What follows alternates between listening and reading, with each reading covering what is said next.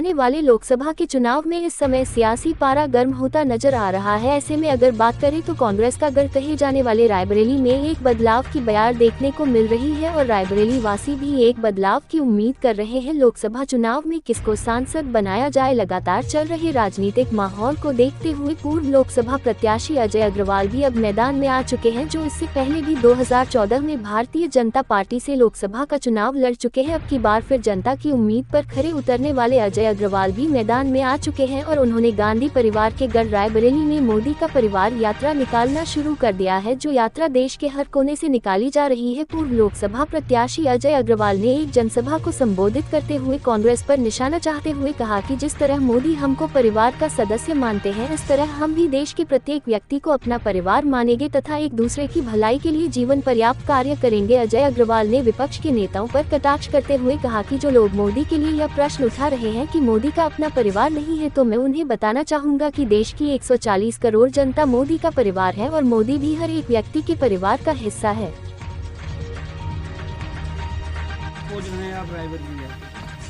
देखिए, ये गांधी परिवार को माकूल जवाब देगा मोदी का परिवार रायबरेली में। ये इस कारण से मोदी की परिवार यात्रा ये पूरे देश में प्रथम बार रायबरेली से निकली है।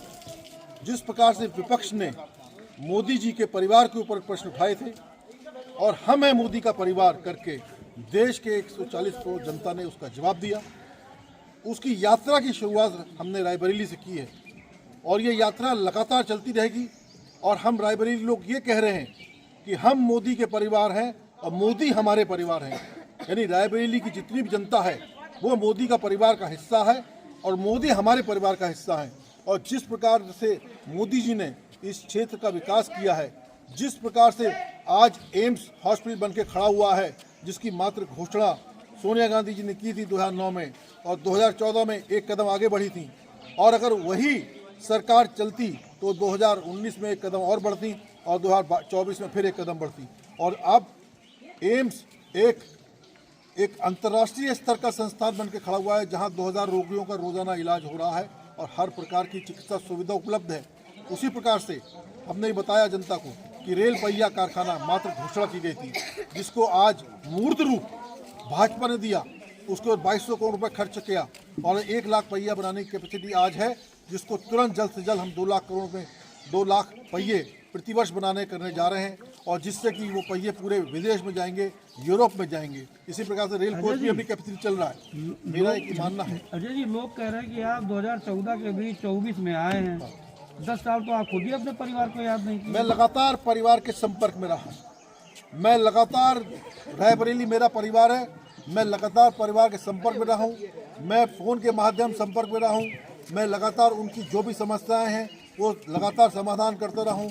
किसी का कोई एम्स अस्पताल में इलाज होना है, आप पूछ लीजिए रायबरेली के कितने लोगों का मैंने एम्स में अस्पताल में मैंने इलाज कराया है। कोई भी यहाँ की समस्या हुई मेरे फ़ोन जाता था तो मैं यहाँ के जिलाधिकारी को, यहाँ के पुलिस अधीक्षक को, यहाँ के थानेदार को, यहाँ के और भी नीचे के वर्ग के लोगों को भी, अधिकारियों को फ़ोन करता था।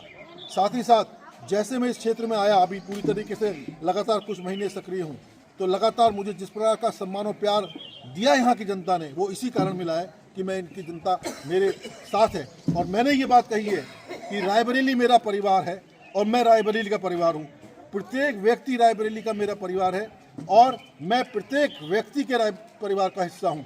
और मोदी जी के जो कार्य हैं, जन कल्याणकारी योजना है, वो हमने जनता को रखी है। और घोटाले जो हैं, गांधी परिवार के जो घोटाले हैं, नेशनल हेराल्ड, बोफोर्स, पनडुब्बी, जाने कितने घोटाले हैं, वो पूरी बकौती समझते थे, पूरे पार्टी को अपनी बकौती समझते थे। उस पार्टी से नेशनल हेराल्ड 90 करोड़ में खरीद दिया गया और 50 लाख यंग इंडिया में ट्रांसफर करके वो पूरी का पूरा नेशनल हेराल्ड जो 2000 करोड़ की प्रॉपर्टी है, वो 50 लाख में इंदिरा गांधी और राहुल गांधी की प्रॉपर्टी बन गई और वो आज जमानत पे हैं। उनके खिलाफ आपराधिक केस चल रहा है, वो जेल जाने वाले हैं। और यहाँ की जनता को जिस प्रकार ठगा है, जिस प्रकार से वो यहाँ की सीट छोड़ के भागी है, क्योंकि जमानत जब्त होने वाली थी। नहीं तो अगर उनका स्वास्थ्य ठीक नहीं था, बढ़ती उम्र थी, तो उन्हें संन्यास ले लेना चाहिए था। राजनीतिकों की वैसे भी वो चुनाव जीतने के बाद 5 साल आती नहीं है यहाँ पे। अग्रवाल जी, एक आखिरी सवाल कि आज ये हजारों गाड़ियों के काफिले के साथ आप गली गली घूम रहे हैं, गली गली घूमने की क्या जरूरत पड़ गई?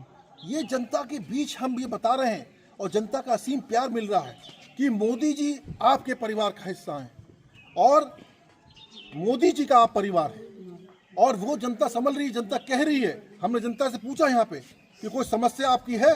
कोई समस्या नहीं। आप खुश हैं? हाँ खुश हैं। सारी जन कल्याणकारी योजनाओं का लाभ मिल रहा है? हाँ मिल रहा है। तो आप ये मानते हैं कि इस बार यूपी 80 का पार, देश 400 के पार और मोदी है आपका परिवार? 100%, 100%। उत्तर प्रदेश में 80 में 80 सीट जीतेंगे, ये नारा मैंने ही दिया था यहाँ सिविल लाइन में।